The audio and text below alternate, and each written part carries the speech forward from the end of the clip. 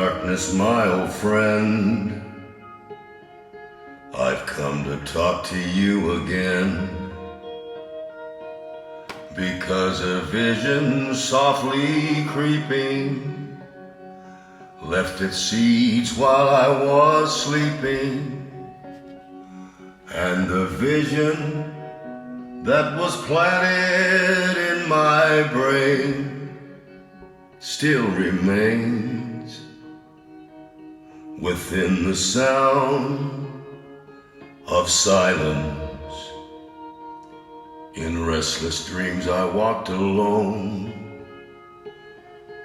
narrow streets of cobblestone, 'neath the halo of a street lamp.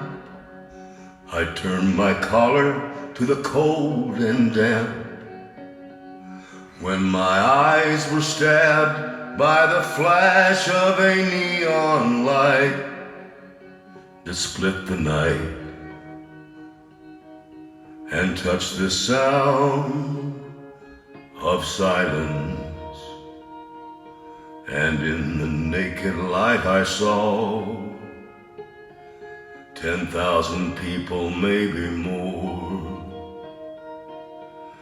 People talking without speaking, people hearing without listening, people writing songs that voices never share, and no one dared disturb the sound of silence. Fool, said I, you do not know.